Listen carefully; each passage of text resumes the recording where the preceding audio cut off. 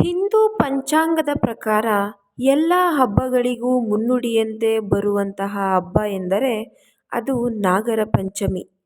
ಶ್ರಾವಣ ಶುದ್ಧ ಪಂಚಮಿಯಿಂದ ಆಚರಿಸಲ್ಪಡುವ ಈ ಹಬ್ಬ ಮುಂದೆ ಬರಲಿರುವ ಗಣೇಶ ಚತುರ್ಥಿ, ಕೃಷ್ಣಾಷ್ಟಮಿ, ನವರಾತ್ರಿ, ಊರಿನ ಜಾತ್ರೆಗೆ ಎಲ್ಲ ಶುಭ ಆಚರಣೆಗಳಿಗೆ ಮೊದಲ ಮೆಟ್ಟಿಲು. ನಾಗರ ಪಂಚಮಿ ಸಂಬಂಧಿಸಿದಂತೆ ಜನಪದ ಮತ್ತು ಪುರಾಣದಲ್ಲಿ ಹಲವು ಕಥೆಗಳಿವೆ. ಜನಪದ ಕಥೆಯ ಪ್ರಕಾರ ನಾಗರ ಪಂಚಮಿ ಬರುವುದು ಮುಂಗಾರಿನ ರಭಸದ ದಿನಗಳ ಮಧ್ಯೆ. ಈ ಕಾಲದ ಕೃಷಿ ಚಟುವಟಿಕೆಗಳು ಒಂದು ಹಂತ ತಲುಪಿರುತ್ತವೆ. ಈ ಕಾಲದಲ್ಲಿ ಕೀಟ ಮಿಡತೆಗಳ ಹಾವಳಿ ಅಧಿಕವಾಗಿರುತ್ತದೆ. ಅಷ್ಟೇ ಅಲ್ಲದೆ ಫಸಲು ತಿನ್ನಲು ಬರುವ ಇಲಿಗಳಿಗೂ ಕಮ್ಮಿಯೇನಿಲ್ಲ. ಇವೆಲ್ಲದರಿಂದ ರೈತನ ಫಸಲನ್ನು ಕಾಪಾಡುವುದು ಹಾವುಗಳು. ಇಲಿ ಕಪ್ಪೆಗಳ ಅತಿಯಾದ ಹಾವಳಿಯನ್ನು ನಿಯಂತ್ರಿಸುವ ನಾಗನಿಗೆ ಪುಟ್ಟದೊಂದು ಧನ್ಯವಾದ ಹೇಳಲು ನಡೆಸುವ ಪೂಜೆಯೇ ನಾಗರ ಪಂಚಮಿ. ಸ್ಕಂದ ಪುರಾಣದಲ್ಲಿ ನಾಗರ ಪಂಚಮಿಯ ಬಗ್ಗೆ ಕೆಲ ಮಾಹಿತಿಗಳು ಸಿಗುತ್ತದೆ. ಶ್ರೀಕೃಷ್ಣನ ಮಗನಾದ ಸಾಂಬನು ಶಿವಸುತ ಸುಬ್ರಹ್ಮಣ್ಯನಲ್ಲಿ ನಾಗರ ಪಂಚಮಿಯನ್ನು ಯಾಕೆ ಆಚರಿಸಲಾಗುತ್ತದೆ ಎಂದು ಪ್ರಶ್ನೆ ಕೇಳಿದಾಗ ಆತನು ಒಂದು ಕಥೆಯನ್ನು ಹೇಳುತ್ತಾನೆ. ಹಿಂದೆ ದೇವಶರ್ಮ ಎಂಬ ಬ್ರಾಹ್ಮಣನೊಬ್ಬನಿದ್ದನು. ಆತನಿಗೆ 8 ಗಂಡು ಮಕ್ಕಳು ಹಾಗೂ ಒಬ್ಬಳು ಹೆಣ್ಣು ಮಗಳಿದ್ದಳು. ಒಂದು ದಿನ ಗರುಡನಿಂದ ಹೆದರಿಸಲ್ಪಟ್ಟ ನಾಗವೊಂದು ಈ ಕನ್ನಿಕೆಯ ಬಳಿ ಬಂದು ಆಶ್ರಯವನ್ನು ಕೇಳುತ್ತದೆ. ಭಕ್ತಿಯಿಂದ ಕನ್ನಿಕೆ ಆ ನಾಗನಿಗೆ ಹಾಲು ಫಲಗಳನ್ನು ಇಟ್ಟು ಭಕ್ತಿಯಿಂದ ಸಾಕುತ್ತಾಳೆ. ಇದಕ್ಕೆ ಪ್ರತಿಯಾಗಿ ಆ ನಾಗವು ದಿನಪ್ರತಿ ಆಕೆಗೆ 1 ತೊಲೆ ಚಿನ್ನವನ್ನು ನೀಡುತ್ತಿರುತ್ತದೆ. ಹೀಗಿರಲು ಒಂದು ದಿನ 8 ಗಂಡು ಮಕ್ಕಳಲ್ಲಿ ಒಬ್ಬನು ತುಂಬ ಬಂಗಾರ ಬೇಕೆಂದು ನಾಗರಾಜನನ್ನು ಪೀಡಿಸುತ್ತಾನೆ. ಕಾಲಿನಿಂದ ಒದೆಯುತ್ತಾನೆ. ಕೋಪಗೊಂಡಂತಹ ನಾಗರಹಾವು ಅವನ್ನೂ ಸೇರಿದಂತೆ ಇತರ 7 ಜನರನ್ನು ಕೊಂದು ಹೊರಟು ಹೋಗುತ್ತದೆ. ತನ್ನ ಅಣ್ಣಂದಿರ ಸಾವಿಗೆ ತಾನೇ ಕಾರಣನಾದೆ ಎಂದು ಆ ಕನ್ನಿಕೆ ದೇವರ ಎದುರಿನಲ್ಲಿ ಶಿರಚ್ಛೇದನಕ್ಕೆ ಮುಂದಾಗುತ್ತಾಳೆ. ಆಗ ನಾರಾಯಣನು ವಾಸುಕಿಗೆ ಆ ಸತ್ತ ಹುಡುಗರನ್ನು ಬದುಕಿಸಲು ಹೇಳುತ್ತಾನೆ.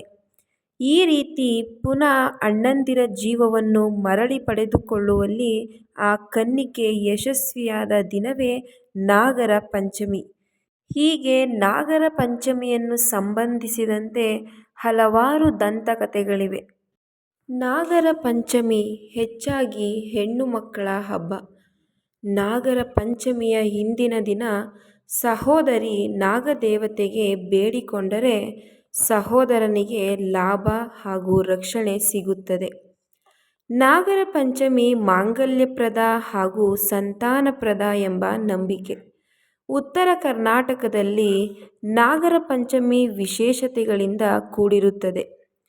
ನಾಗರ ಪಂಚಮಿ ಬಂತು ಅಣ್ಣ ಬರುತಾನ ಕರೆಯಾಕ, ಕರಿಸೀರೆ ಉಡಿಸಾಕ ಎನ್ನುವ ಜಾನಪದ ಹಾಡು ಹಬ್ಬದ ವಿಶೇಷತೆಯನ್ನು ಸಾರುತ್ತದೆ. ತವರಿಗೆ ಹೆಣ್ಣು ಮಕ್ಕಳನ್ನು ಆಹ್ವಾನಿಸಿ ಉಡುಗೊರೆ ನೀಡಿ ಗೌರವಿಸಲಾಗುತ್ತದೆ. ಕ್ಷೀರಾಭಿಷೇಕ ಮಾಡೋದು ಏಕೆಂದರೆ ಅನಂತಂ ವಾಸುಕಿಂ ಶೇಷಂ ಪದ್ಮನಾಭಂ ಚ ಕಂಬಲಂ ಶಂಖಪಾಲಂ ಧೃತರಾಷ್ಟ್ರಂ ತಕ್ಷಕಂ ಕಾಲಿಯಂ ತಥಾ ಎಂಬ ಶ್ಲೋಕವು ನಾಗದೇವನ ವಿವಿಧ ಹೆಸರುಗಳನ್ನು ಹೇಳುತ್ತದೆ. ಅನಂತ, ವಾಸುಕಿ, ಶೇಷ, ಪದ್ಮನಾಭ, ಕಂಬಲ, ಶಂಖಪಾಲ, ಧೃತರಾಷ್ಟ್ರ, ತಕ್ಷಕ ಮತ್ತು ಕಾಲಿಯ ಹೀಗೆ 9 ಜಾತಿಯ ನಾಗಗಳ ಆರಾಧನೆ ಮಾಡಲಾಗುತ್ತದೆ. ಸರ್ಪಭಯ ಮತ್ತು ವಿಷದಿಂದ ತೊಂದರೆಯಾಗದೇ ಇರಲು ಹಲವು ಕಡೆ ನಾಗನ ಕಲ್ಲುಗಳಿಗೆ ಕ್ಷೀರಾಭಿಷೇಕ ಮಾಡುವ ಪದ್ಧತಿ ಇದೆ. ನಾಗರ ಪಂಚಮಿಯ ದಿನದಲ್ಲಿ ವಾತಾವರಣವು ಸ್ಥಿರವಾಗಿರುತ್ತದೆ. ಸಾತ್ವಿಕತೆಯನ್ನು ಗ್ರಹಿಸಲು ಈ ಕಾಲವು ಅತ್ಯಂತ ಯೋಗ್ಯ ಮತ್ತು ಬಹಳ ಉಪಯುಕ್ತವಾಗಿದೆ. ನಾಗಪಂಚಮಿಯ ಪೂಜಾ ವಿಧಾನ. ನಾಗಪಂಚಮಿಯ ದಿನದಂದು ಬೆಳಿಗ್ಗೆ ಸ್ನಾನ ಮಾಡಿದ ನಂತರ ಶಿವಾಲಯದಲ್ಲಿ ಪ್ರಾರ್ಥನೆ ಸಲ್ಲಿಸಿ ನಂತರ ಉಪವಾಸವನ್ನು ಆರಂಭಿಸಬೇಕು. ಮನೆಯ ಮುಖ್ಯ ದ್ವಾರ, ಮನೆಯ ದೇವಾಲಯ ಮತ್ತು ಅಡುಗೆ ಮನೆಯ 2 ಹೊರಗಿನ ಬಾಗಿಲುಗಳಿಗೆ ಸೀಮೆ ಸುಣ್ಣದಿಂದ ಬಣ್ಣ ಹಚ್ಚಿ ಮತ್ತು ಕಲ್ಲಿದ್ದಲಿನಿಂದ ನಾಗದೇವರ ಚಿಹ್ನೆಗಳನ್ನು ಮಾಡಿ. ಇತ್ತೀಚಿನ ದಿನಗಳಲ್ಲಿ ನಾಗದೇವತೆಗಳ ಫೋಟೋಗಳು ಮಾರುಕಟ್ಟೆಯಲ್ಲಿ ಲಭ್ಯವಿವೆ.